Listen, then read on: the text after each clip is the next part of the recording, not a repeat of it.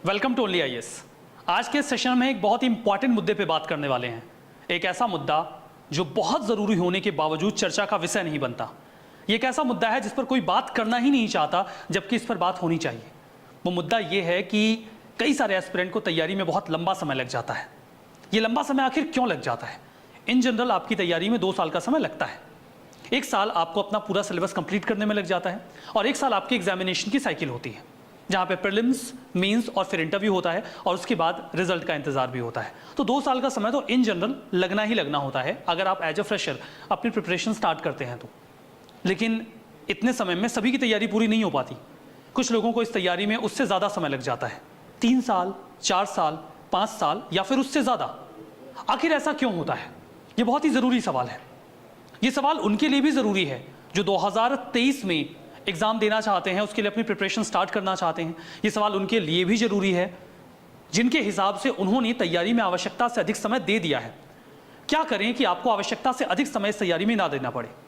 Parallelly एक और ज़रूरी सवाल होता है कि आप यूपीएससी की डिमांड कैसे समझें। क्या एक्सपेक्टेशन है यूपीएससी की आपसे, आप उसे कैसे समझ पाएंगे, कैसे आपको आंसर करना है। दूसरे, इसके अलावा एक और महत्वपूर्ण बात होगी कि आप अपनी ओर से अपना बेस्ट कैसे दे सकते हैं।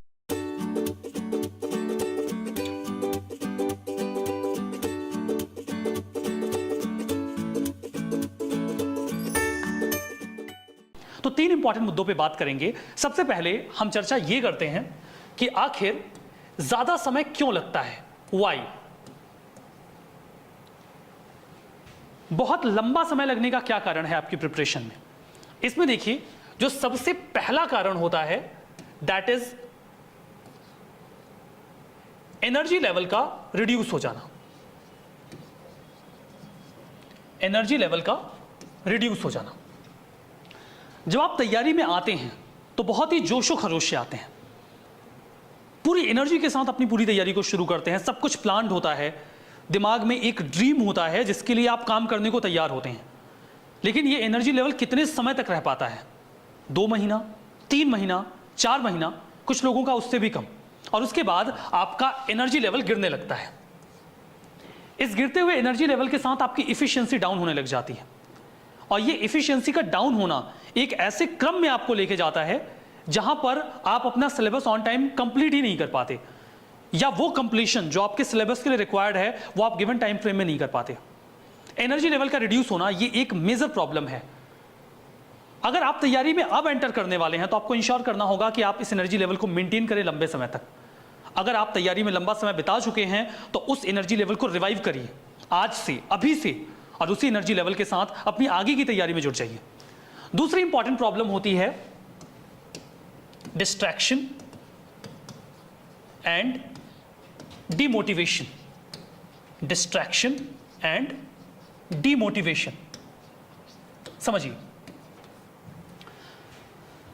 जब आप तैयारी में एंटर करते हैं तो आप में से बहुत सारे लोग ऐसे होते हैं जो ये सोच के आते हैं कि मुझे इन चीजों को तो छोड़ के रखना है और इनसे बच के मुझे तैयारी करनी है।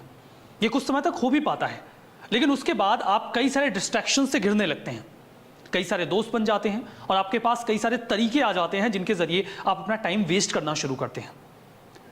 टाइम वेस्ट होता है, एनर्जी लेवल डाउन हो जाता है, आपने जो सोचा है उसके हिसाब से ना तो टाइम टेबल फॉलो हो रहा है और ना ही तैयारी हो रही है, तो आप डिमोटिवेशन का भी शिकार होते हैं। डिमोटिवेशन का शिकार आप इस आधार पर भी हो जाते हैं बिकॉज फिर आप अपने आसपास के लोगों से कंपैरिजन करना शुरू कर देते हैं खुद का। आप तैयारी में एंटर करते हैं, यहां पर आते हैं, आपकी मुलाकात कुछ ऐसे लोगों से होती है जो तैयारी में हो सकता है आपसे ज्यादा समय से हैं, उनके पास बहुत सारी नॉलेज या इंफॉर्मेशन है और आपको लगता है कि आपके पास उतनी इंफॉर्मेशन या नॉलेज नहीं है। ये नॉलेज और इंफॉर्मेशन का कम होना आपको एक इंफीरियरिटी में डालता है कि आप उतने तैयार नहीं हैं या आप उतने नॉलेज में अभी नहीं है कि आप सिलेक्शन ले सकें। और ये कंपैरिजन जो शुरू होता है ये आपकी तैयारी को कमजोर करता चला जाता है। अच्छा, एक वीडियो बड़ा वायरल हुआ था, मुझे उम्मीद है आप सभी लोगों ने उसको देखा होगा। सबसे पहले तो आप ये वीडियो देख लीजिए।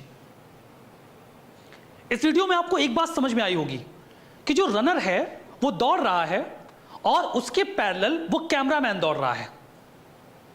कैमरामैन जो है वो रनर से आगे निकल जा रहा है और इस बात को देखकर वो रनर जो है वो फ्रस्ट्रेट हो रहा है कि ये मुझसे आगे कैसे निकल जा रहा है, बिकॉज वो एक प्रोफेशनल रनर है, उसने प्रैक्टिस की हुई है इस रेस के लिए, वो तैयार है इस रेस के लिए, लेकिन वो उसके आगे नहीं निकल पा रहा है। अब वहां पे उसे डिमोटिवेशन होगा या वो परेशान होगा। बिल्कुल यही होता है यूपीएससी एस्पिरेंट्स के साथ।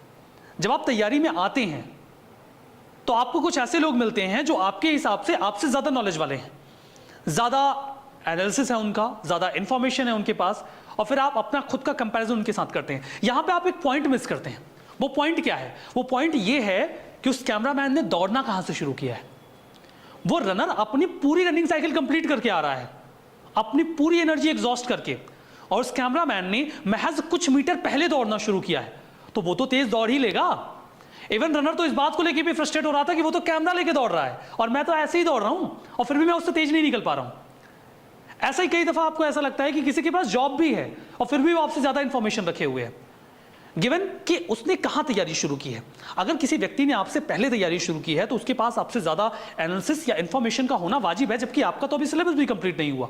तो आप ऐसे लोगों के साथ अपना कंपैरिजन करके खुद को डीमोटिवेट, फ्रस्ट्रेट करके अपनी तैयारी को और कमजोर नहीं कर सकते। अगर आप ऐसा करते हैं तो आप अपनी तैयारी में अपने समय को खींचने वाले हैं और आपका टाइम और लंबा लग जाएगा। इसके अलावा मामला आता है duplicity of resources. Duplicity of resources का क्या मतलब है? डुप्लिसिटी ऑफ रिसोर्सेस का मतलब यह है कि आप एक ही चीज को एक से अधिक रिसोर्सेस से पढ़ने की कोशिश करते हैं।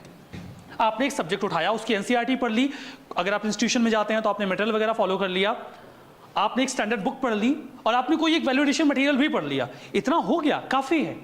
अब इसके बाद आप एक ही सब्जेक्ट को 3 और किताबों से पढ़ के कितना लाभ ले लेंगे?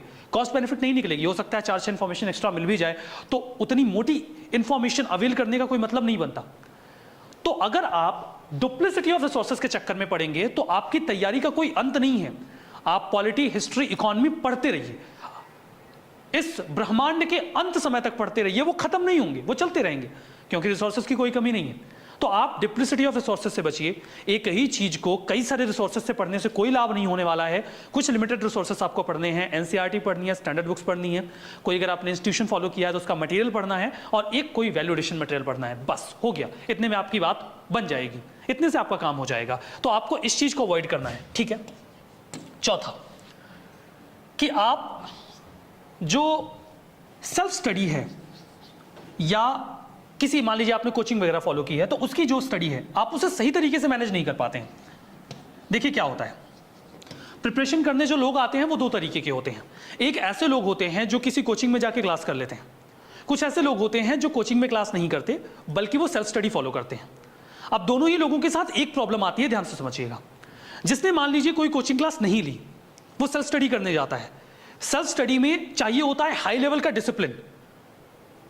अगर आपने हाई लेवल का discipline, proper time table maintain नहीं किया है तो आप ज्यादा समय लेने वाले हैं। बहुत ही नेचुरल सी बात है, ज्यादा समय लगेगा। इंस्टीट्यूशन में जाने का एक फायदा ये हो जाता है कि उनको 9-10 महीने में सिलेबस खत्म करना है, वो कर देंगे। आप करो या ना करो, उनका चल रहा है, वो कंप्लीट कर देंगे। मतलब 9-10 महीने में सिलेबस खत्म होना है, आपकी मजबूरी होती है कि आप खत्म करो। अब यहां पे क्या गड़बड़ी होती है? यहां पे गड़बड़ी ये होती है कि इंस्टीट्यूशन ने तो सिलेबस खत्म कर दिया, आपने नहीं किया, आपने उसे सीरियसली नहीं पढ़ा। तो अगर आपने इस फ्रंट पे गड़बड़ी करी, आप सेल्फ स्टडी कर रहे हैं लेकिन आपने प्रॉपर डिसिप्लिन और टाइम मैनेजमेंट फॉलो नहीं किया, या फिर आप किसी इंस्टीट्यूशन को फॉलो कर रहे हैं उसके बावजूद आपने सीरियसली उस ड्यूरेशन को यूटिलाइज नहीं किया जहां पर आप कोचिंग क्लासेस कर रहे थे, तो आपकी तैयारी लंबी खींचने वाली है। अगर आप सेल्फ स्टडी के फेज में अभी आ चुके हैं तो प्रॉपर डिसिप्लिन को फॉलो कर लीजिए, तभी आप अपना टाइम सही तरीके से यूटिलाइज करके सब कुछ कवर कर पाएंगे। तो ये तो प्रॉपर मामला हो गया कि आखिर आप क्यों लंबा समय लगा देते हैं तैयारी में, और इस लंबे समय से आप कैसे बच सकते हैं। तो 4 बातें मैंने आपको बता दी हैं जहां पे आपको समझ में आ गया होगा। फर्स्ट ऑफ ऑल तो आपको एनर्जी लेवल मेंटेन करके रखना है। दूसरा, आपको डिमोटिवेट नहीं होना है। तीसरी बात, उसी में डिमोटिवेशन में ही आपको ध्यान रखना था कि आपको कंपैरिजन नहीं करना है अनावश्यक किसी से खुद का। कंटेंट की डुप्लिसिटी से बचना है, और जो भी टाइम आपके पास है, अगर आप सेल्फ स्टडी के फेज में हैं तो सेल्फ स्टडी को, और अगर आप किसी इंस्टीट्यूशन के साथ जुड़ के पढ़ रहे हैं तो इंस्टीट्यूशन को बहुत ही सीरियसली लीजिए।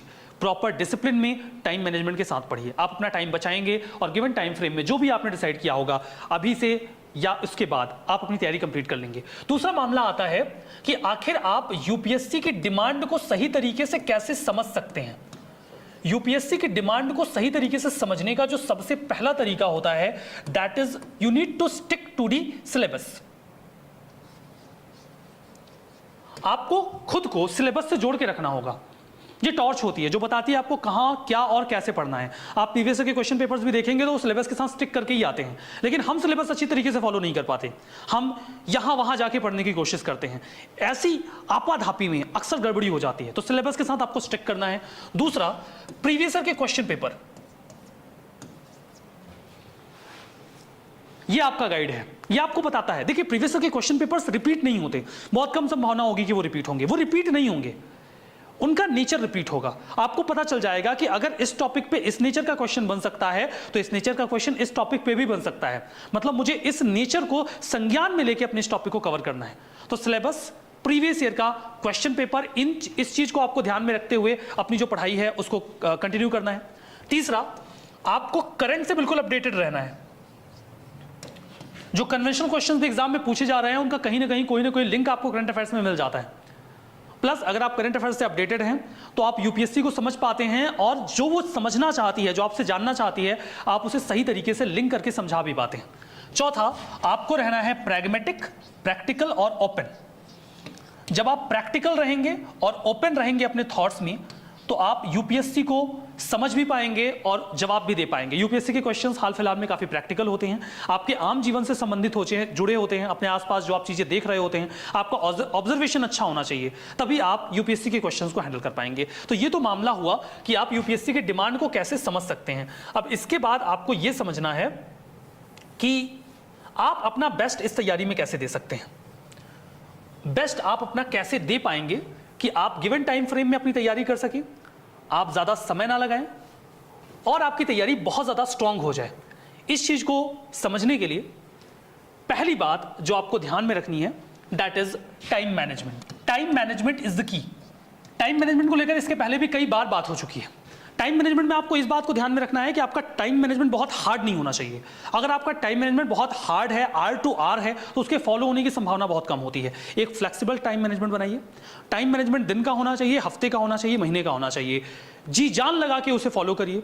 एक अल्टरनेट भी रखिए कि अगर आप अपने टाइम मैनेजमेंट को पूरी तरीके से फॉलो नहीं कर पाए तो वो क्या मिनिमम है जो आपको फॉलो करना है। सपोज करिए कि आपने अगर 8 घंटे की स्टडी डिसाइड की है, या समझ लेते हैं ऐसे कि आपने 10 घंटे की जो स्टडी है वो प्लान की है, तो आपका मिनिमम थ्रेशोल्ड क्या है। अगर आप किसी दिन किसी भी कारणवश 10 घंटे नहीं पढ़ पाते हैं तो मिनिमम क्या है, मिनिमम मान लेते हैं कि 7 घंटा है। अगर किसी दिन कोई इमरजेंसी आ गई और आप 10 घंटे नहीं पढ़ पाए तो कम से कम आप 7 घंटे जरूर पढ़ेंगे, और ऐसा आप रोज नहीं करेंगे, हफ्ते 10 दिन में कभी कभार ऐसा हो गया तो हो गया। प्लस जो आपने यहाँ कमी की है आप उसे कॉम्पनसेट भी करेंगे। इससे आपके अंदर सेंस ऑफ सेटिस्फैक्शन बना रहता है और आपके टाइम मैनेजमेंट के ब्रीच होने की संभावना कम रहती है। इस कंडीशन में आप बढ़िया तरीके से सारी चीजें कवर कर पाते हैं। दूसरी बात यह है कि आपको अपनी तैयारी के दौरान कॉन्फिडेंट रहना है। Be confident. कॉन्फिडेंट होना इसलिए जरूरी है क्योंकि अगर आपने अपने मन में इंफीरियोरिटी रखी तब आपको हमेशा ऐसा फील होने लगेगा कि ये तैयारी आपकी लीग के बाहर जा रही है और आप कवर नहीं कर पाओगे, तब तो हो चुकी तैयारी, तब नहीं हो पाएगी। आपको कॉन्फिडेंट रहना है, लेकिन ओवर कॉन्फिडेंस में नहीं जाना है, क्योंकि कॉन्फिडेंट रहने में और कॉन्फिडेंट होने में थोड़ा सा अंतर होता है, जरा सा अंतर। सिर्फ इतना होता है कि मैंने आंसर लिखा, मेरे से अच्छा कोई लिख ही नहीं सकता, ये ओवर कॉन्फिडेंस हो गया। कॉन्फिडेंस ये है कि मैंने जो लिखा है वो अच्छा लिखा है, और अगर इसमें कोई कमी है मुझे बता दी जाएगी तो मैं इंप्रूव कर लूंगा। अगर है तो है, अगर कमी है तो मैं इंप्रूव कर लूंगा, इतनी मेरे अंदर कैपेसिटी है। ये है कॉन्फिडेंस। और मैं अच्छा कर सकता हूं, मैं मेहनत कर लूंगा, मेरी ग्रैस्प करने की एबिलिटी अच्छी है, मैं रिटेन कर सकता हूं, मैं बढ़िया लिख सकता हूं। ये है कॉन्फिडेंस। तो अगर आपके अंदर कॉन्फिडेंस है तो तैयारी बढ़िया रहेगी और आप अच्छी तरीके से इसे कवर भी कर पाएंगे। ठीक है, यहां पर तीसरी बात यह है कि अपने सोर्सेस को लिमिट करिए। Limit your sources. Limit your sources में बात मैंने आपको पहले भी बता दी है। आप बहुत सारी चीजें नहीं पढ़ सकते, उसकी लिमिटेशन होनी चाहिए। 4 चीजें आपको इन जनरल एक सब्जेक्ट में उठानी होती है। एनसीईआरटी, कोई स्टडी मटेरियल, वो इंस्टीट्यूशन का हो सकता है, कहीं और का हो सकता है, कोई एक स्टैंडर्ड बुक और कोई एक वैल्यू एडिशन मटेरियल जो आप कहीं से भी ले लीजिए। That's it. इससे ज्यादा पढ़ने के चक्कर में पड़ेंगे तो परेशानी हो जाएगी। चौथा पॉइंट ये है कि आपको टू द पॉइंट रहना है। टू द पॉइंट अगर आप नहीं हैं तो फिर पढ़ने को बहुत कुछ है, उसका कोई अंत नहीं है। टू द पॉइंट रह कैसे पाएंगे, इसमें आपकी मदद करेगा आपका सिलेबस और प्रीवियस ईयर के क्वेश्चन पेपर्स। आपको नेचर पता है पेपर का, आपको पता है सिलेबस आपका क्या है, आपको बस उसी के अकॉर्डिंग उतना ही कंटेंट कंज्यूम करना है। और उसके लिए बिल्कुल, अगर आप नोट्स बना रहे हैं, शॉर्ट नोट्स बना रहे हैं तो टू द पॉइंट बनाइए, हाईलाइट कर रहे हैं तो टू द पॉइंट हाईलाइट करिए और उसे ही कंज्यूम करिए, तभी आपकी तैयारी कम समय में कंप्लीट हो पाएगी। तो यहाँ पर हमने 3 इंपॉर्टेंट क्वेश्चन एड्रेस किए हैं। पहली बात कि तैयारी में लंबा समय क्यों लग जाता है और उसे कम कैसे किया जा सकता है। दूसरा, यूपीएससी की डिमांड को समझने के लिए क्या चीज़ें ज़रूरी हैं। और चौथा, कि आप अपना बेस्ट कैसे दे सकते हैं। उम्मीद करते हैं कि ये सेशन आपके लिए बेनिफिशियल रहा होगा। तो आज के सेशन को यहीं पर समाप्त करते हैं। बहुत बहुत धन्यवाद।